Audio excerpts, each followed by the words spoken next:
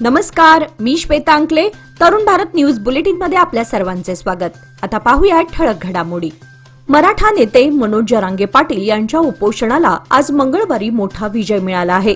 कारण मनोज जरांगे पाटील यांच्या मागणीवर सरकारने सकारात्मक पवित्रा घेतला आहे. राज्य सरकारचे शिष्टमंडळ आज मनोज जरांगे पाटील यांच्या भेटीला गेले होते. मराठा मंत्रिमंडळ उपसमितीचे अध्यक्ष राधाकृष्ण विखे पाटील, मंत्री शिवेंद्रराजे भोसले आणि इतर सदस्य या शिष्टमंडळात आहेत. या शिष्टमंडळाने सरकारचा तयार केलेला मसुदा मनोज जरांगे पाटील यांना दाखवला. यानंतर मनोज जरांगे पाटील यांनी सर्व आंदोलकांना माहिती दिली. मनोज जरांगे यांची पहिली मागणी ही हैदराबाद गॅझेटियरनुसार अंमलबजावणी करण्याबाबत होती. राज्य सरकारने ही मागणी मान्य केली आहे. सातारा गॅझेटियरनुसार अंमलबजावणी करण्यास थोडा वेळ लागणार आहे, पण ते लागू करण्याबाबत छत्रपती घराण्याचे वंशज मंत्री शिवेंद्रराजे भोसले यांनी ग्वाही दिली आहे.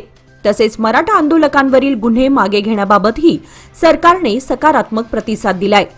यावेळी एका मुद्द्यावर मनोज जरांगे पाटील यांनी सरकारच्या शिष्टमंडळाला करेक्शन सुचवलं आहे. देशाच्या तंत्रज्ञान क्षेत्रात एक ऐतिहासिक क्षण आलाय.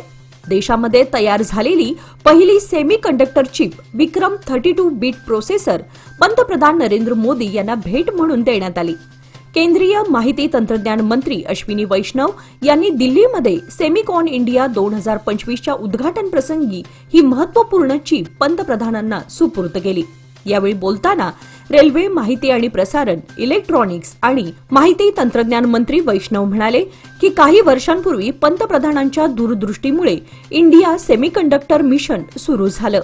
केवळ 3.5 वर्षांमध्ये जग भारताकडे विश्वासाने पाहत आहे. सध्या भारतात 5 सेमीकंडक्टर युनिट्सचं काम वेगानं सुरू आहे आणि आज आम्ही पहिली मेड इन इंडिया चिप पंतप्रधान मोदींना दिली आहे. जागतिक अस्थिरतेच्या काळात भारत स्थिरता आणि विकासाचं प्रतीक बनलाय. बेळगाव मार्केट पोलीस स्थानकाचे सहाय्यक पोलीस उपनिरीक्षक शंकर शिंदे यांना शनिवारी बेंगळूर येथे राज्यपाल थावरचंद गेहलोत यांच्या हस्ते राष्ट्रपती पदक बहाल करण्यात आले. याआधीच जाहीर करण्यात आलेल्या पदकाचे वितरण शनिवारी पार पडले. कार्यक्रमावेळी मुख्यमंत्री सिद्धरामय्या, गृहमंत्री डॉक्टर जी परमेश्वर, राज्य पोलीस महासंचालक डॉक्टर M.A. सलीम आणि इतर वरिष्ठ अधिकारी उपस्थित होते. शंकर शिंदे यांच्या उत्कृष्ट आणि निष्ठावान सेवेची ही अधिकृत पातळीवर घेतलेली महत्त्वपूर्ण दखल मानली जात आहे. जत्रेत हरवलेल्या मोबाईलचा गैरवापर करत सायबर गुन्हेगारांनी एका व्यापाऱ्याच्या बँक खात्यातून तब्बल 6 लाख रुपये टप्प्याटप्प्याने उडवल्याची धक्कादायक घटना समोर आली आहे. या प्रकारामुळे हरवलेला मोबाईल किती घातक ठरू शकतो याचं प्रत्यंतर पुन्हा एकदा जनतेला आलं आहे. ही घटना संकेश्वर येथील व्यापाऱ्याच्या बाबतीत घडली आहे. त्यांच्या मातोश्री चिकोडी तालुक्यातील एका जत्रेत गेल्या होत्या. त्यावेळी त्यांचा मोबाईल हरवला. मोबाईल हरवल्यानंतर त्यांनी संकेश्वरला परत येत ही माहिती आपल्या मुलाला दिली. हरवलेल्या मोबाईलमध्ये असलेले सिम कार्ड त्या व्यापाऱ्याच्या बँक खात्याशी लिंक्ड होती. ही संधी साधत सायबर गुन्हेगारांनी 4 दिवसात 7 वेगवेगळ्या खात्यातून 6 लाख रुपये वळते केले. या प्रकाराची माहिती मिळताच सायबर क्राईम विभागाकडे तक्रार दाखल करण्यात आली आहे. पोलीस अधिक तपास करत आहेत. मानाचा महागणपती म्हणून प्रसिद्ध असलेले श्री नरगुंदकर भावे चौक सार्वजनिक गणेशोत्सव मंडळाच्या वतीने भव्य रक्तदान शिबिराचे आयोजन करण्यात आले होते. या रक्तदानामध्ये मंडळातील पदाधिकारी, कार्यकर्ते तसेच भक्तजन युवकांनी रक्तदान केले. या रक्तदान शिबिरास मंडळाचे अध्यक्ष बाळासाहेब काकतकर होते, तर प्रमुख पाहुण्या म्हणून महिला आघाडीच्या अध्यक्ष रेणू किल्लेकर तसेच त्यांच्या सहकारी उपस्थित होत्या. शिबिराचे आयोजन डॉक्टर नीता देशपांडे व CEO गौरी देशपांडे यांच्या सहकार्याने करण्यात आले. यावेळी रक्तदान करण्यास तरुणांसोबत तरुणींचाही उत्साह दिसून आला. शिबिराची सुरुवात गणेश आरतीने व स्वागताने करण्यात आली. मंडळाचे कार्यकर्ते, भाविक आणि स्थानिक नागरिकांनी उत्साहात सहभाग घेत मोठ्या संख्येने रक्तदान केले.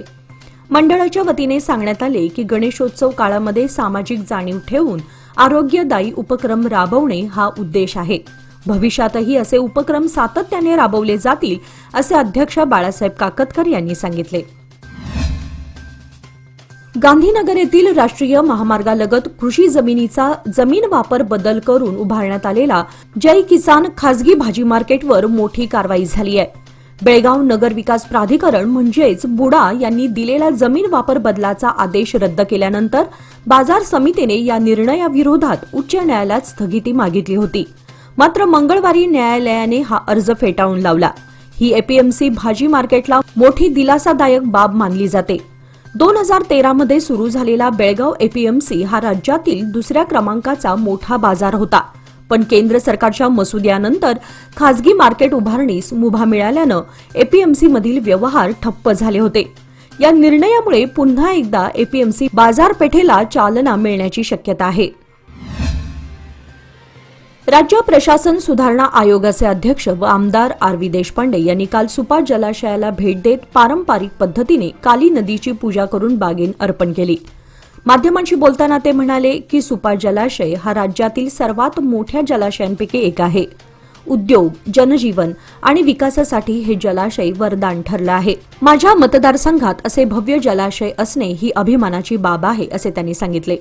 जलाशय पूर्ण क्षमतेने भरल्यानंतर काली नदीला पूजा करणे आणि बागीन अर्पण करणे ही परंपरा असून यावर्षीही ती जपली जात आहे. जलाशयाच्या मनोहारी दृश्याने उपस्थितांनाही आकर्षित केले. अमृत भारत स्टेशन योजनेअंतर्गत बेळगाव रेल्वे स्थानकावर नव्या फूट ओव्हर ब्रिजचं काम सुरू आहे. मात्र या बांधकामासाठी वापरल्या जात असलेल्या साहित्याची स्थिती गंजलेली दिसत असल्यानं नागरिकांमध्ये नाराजी आणि चिंता व्यक्त होत आहे. सदर पूल 12 मीटर रुंद व 50 मीटर लांब असून तो प्लॅटफॉर्म 1, 2, 3 आणि 4 यांना जोडणार आहे. प्रवाशांच्या सोयीसाठी लिफ्ट, एस्केलेटर, रॅम्प आणि जिन्यांची सुविधा देखील देण्यात येणार आहे.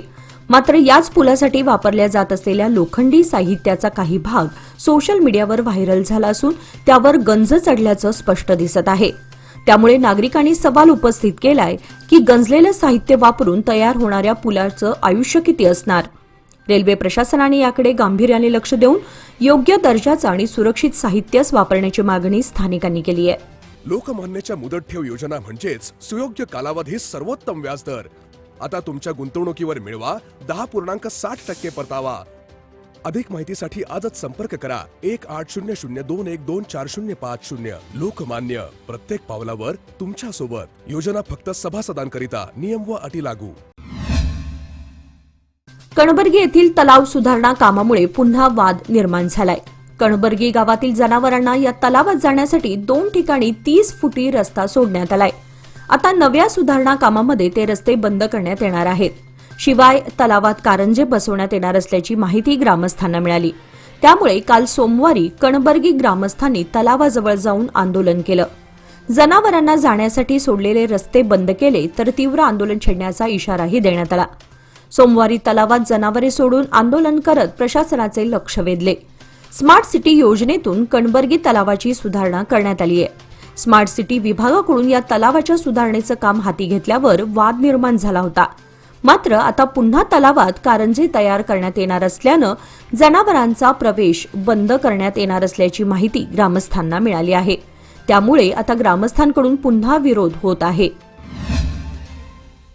केजीबी स्पोर्ट्स क्लब आयोजित व एसपी ऑटो ॲक्सेसरीज पुरस्कृत 47वी श्री गणेश चषक सिंगल विकेट क्रिकेट स्पर्धेच्या अंतिम सामन्यात शाहू निळकंठाने संतोष शेळके पाटीलचा एक चेंडू शिल्लक ठेवून विजय मिळवून तिसऱ्यांदा श्री गणेश चषक पटकावला. सरदार मैदानावरती खेळवण्यात आलेल्या Shri Ganesh single wicket cricket स्पर्धेमध्ये अंतिम सामना शाहू निळकंठचे व संतोष शेळके पाटील यांच्यात झाला. सामन्यानंतर प्रमुख पाहुणे पुरस्कर्ते शरद पाटील, सुहास पाटील, पंच बाबूराव कुटरे, माजी महापौर मालोजीराव अष्टेकर, प्रतीक पाटील, बाबू इंगोले, मनोज निर्मळकर, मंगेशकर आदी मान्यवरांच्या हस्ते विजेत्या शाहू निळकंठाचे आकर्षक चषक, रोख रक्कम व भेटवस्तू देऊन गौरवण्यात आले. काल सोमवार दिनांक 1 सप्टेंबर 2025 रोजी मातोश्री सौहार्द सोसायटी मन्नूर आणि केएलई हॉस्पिटल बेळगाव यांच्या संयुक्त विद्यमाने मोफत आरोग्य तपासणी व डोळे तपासणी शिबिराचे आयोजन करण्यात आले होते. या शिबिरास 200हून अधिक नागरिकांनी सहभाग घेत आरोग्य तपासणीचा लाभ घेतला. या तपासणीमध्ये 50 ते 55 लोकांमध्ये मोतीबिंदूची लक्षणे आढळून आली असून या सर्व रुग्णांचे मोफत ऑपरेशन पुढील आठवड्यात करण्यात येणार आहे, अशी माहिती आयोजकांनी दिली. शिबिरामध्ये केएलई हॉस्पिटलचे डॉक्टर्स व तज्ज्ञांनी रक्तदाब, मधुमेह, डोळे तपासणी यासारख्या इतर तपासण्या केल्या. ग्रामस्थांनी या उपक्रमाचं स्वागत करत मातोश्री सौहार्द सोसायटी आणि केएलई हॉस्पिटलचे आभार मानले. उपस्थित नागरिकांनी या आरोग्य उपक्रमाच्या माध्यमातून निरोगी जीवनशैलीची जाणीव करून दिल्याबद्दल आयोजकांचं कौतुक केलं. शहरातील तहसीलदार गल्ली सार्वजनिक गणेशोत्सव मंडळ यंदा आपल्या 64व्या वर्षात पदार्पण करत आहे. गेल्या 18 ते 20 वर्षांपासून सातत्याने सुरू असलेला अन्नदान उपक्रम यंदाही मोठ्या भक्तिभावाने राबवण्यात येणार आहे. आज मंगळवारपासून रोज श्रींच्या मंडपात महाप्रसाद कार्यक्रमाचं आयोजन करण्यात आलं असून श्रींच्या दर्शनास येणाऱ्या भाविकांनी याचा लाभ घ्यावा असं आवाहन मंडळाच्या वतीने करण्यात आलं आहे. यावर्षी मंडळाकडून गणेश मूर्तीच्या शिल्पकलेवर विशेष भर देण्यात आला असून सुशोभित व मंगलमय वातावरणात धार्मिक कार्यक्रमांचं आयोजन सुरू आहे. दररोज भजन, आरती, पूजा तसेच सांस्कृतिक कार्यक्रमांचं आयोजन होणार आहे. भाविकांच्या सेवेमध्ये अन्नदान ही खरी श्री सेवा मानत मंडळाच्या कार्यकर्त्यांनी हा उपक्रम जपला असून शहरातील गणेशोत्सव मंडळांमध्ये हा उपक्रम विशेष अधोरेखित होतो आहे. श्री आडवी सिद्धेश्वर मठाचे पूज्य स्वामीजी गेल्या 1 महिन्यापासून ऋषिकेश येथे मौन व्रत धारण करून साधनेमध्ये व्यस्त होते. नुकतेच त्यांचे बेळगाव तालुक्यातील तारीहाळ गावामध्ये आगमन झालं असून दरवर्षीप्रमाणे यावर्षीही 7 दिवसांच्या प्रवचनाला त्यांनी सुरुवात केली आहे. स्वामीजींच्या आगमनानंतर गावामध्ये भक्तिभावाचं वातावरण निर्माण झालं असून त्यांच्या दर्शनासाठी आणि प्रवचन श्रवणासाठी गावकऱ्यांची मोठी गर्दी होत आहे. यावेळी कर्नाटकातील विविध मठांचे पूज्य स्वामीजी देखील उपस्थित होते. कार्यक्रमादरम्यान भाजपाचे माजी बेळगाव ग्रामीण मंडळ अध्यक्ष धनंजय जाधव यांना स्वामीजींनी आपले विचार व्यक्त करण्याची संधी दिली. त्यांनीही आपल्या भाषणात ग्रामविकास, आध्यात्मिक विचारसरणी आणि सांस्कृतिक जडणघडण यावर भर दिला. तारीहाळ ग्रामस्थ आणि कार्यकर्त्यांनी उत्साहाने सहभाग घेतलेल्या या कार्यक्रमाचे आयोजन भव्य स्वरूपात करण्यात आले होते. स्वामीजींच्या पावन उपस्थितीमुळे गावात 7 दिवस आध्यात्मिकतेचा माहोल निर्माण होणार असल्यानं ग्रामस्थांमध्ये विशेष आनंदाचं वातावरण आहे. निपाणीमध्ये पांगिरे बी रोड श्रीकृष्णनगर येथे नंदकुमार दशरथ जांभळे यांच्या घराला शॉर्ट सर्किटमुळे आग लागून जवळपास 6 लाख रुपयांचं नुकसान झालंय. या आगीमध्ये प्रापंचिक साहित्य, सोने, रोख रक्कम जळून खाक झाली आहे. याबाबत घटनास्थळावरून समजलेली अधिक माहिती अशी की श्रीकृष्णनगर पांगिरे बी रोड येथे नंदकुमार दशरथ जांभळे हे पांडू मोरे यांच्या घरी भाडोत्री म्हणून राहतात. जांभळे कुटुंबीय सकाळी काही कामानिमित्त बाहेर गेले होते. मंगळवारी दुपारी 12:30 ते 1च्या सुमारास अचानक घराला आग लागली. यावेळी शेजाऱ्यांनी आग विझवण्याचा प्रयत्न केला, परंतु आगीने रौद्र रूप धारण केलं. शेवटी येथील सामाजिक कार्यकर्ते सचिन गारवे यांनी त्वरित या घटनेची माहिती निपाणी अग्निशमन दलाला दिली. त्यानुसार निपाणी अग्निशामक दलाचे जवान यांनी त्वरित घटनास्थळी येऊन आग विझवली. त्यामुळे पुढील मोठा अनर्थ टळला. सदर घटनेची माहिती मिळताच नगरसेविका उपासना गारवे, आशा टवळे, माजी नगरसेवक विजय टवळे यांनी भेट दिली. ऐन गणेश चतुर्थीच्या सणातच आग लागल्याने हळहळ व्यक्त होत आहे. आरपीडी सर्कल जवळील देशमुख रोड कॉर्नर येथे गेल्या काही दिवसांपासून धोकादायक चर तयार झाली होती. त्यामुळे वयस्कर नागरिक, महिला आणि वाहन चालकांना मोठा त्रास सहन करावा लागत होता. स्थानिक नागरिक व वाहतूक पोलीस विभागाने नगरसेवक नितीन जाधव यांच्याकडे या समस्येची तातडीने दखल घेण्याची विनंती केली होती. या विनंतीची त्वरित दखल घेत नितीन जाधव यांनी महानगरपालिकेच्या संबंधित अधिकाऱ्यांशी संपर्क साधून काम सुरू करून चर भरून घेतली. या तत्परतेबद्दल स्थानिक नागरिक आणि पोलीस प्रशासनाने नगरसेवक नितीन जाधव यांचं विशेष कौतुक आणि आभार व्यक्त केले. शहरात लोकहितासाठी तत्परतेने काम करणाऱ्या लोकप्रतिनिधींची गरज असल्याचं मत नागरिकातून व्यक्त होत आहे. याचबरोबर आजचे बातमीपत्र इथे संपले. अधिक माहिती आणि ताज्या घडामोडींसाठी पाहत रहा तरुण भारत न्यूज चॅनल. तसेच आमच्या चॅनलला लाईक, शेअर आणि सबस्क्राईब करायला विसरू नका. आणि विश्वासार्ह बातम्यांसाठी दररोज वाचा दैनिक तरुण भारत. धन्यवाद.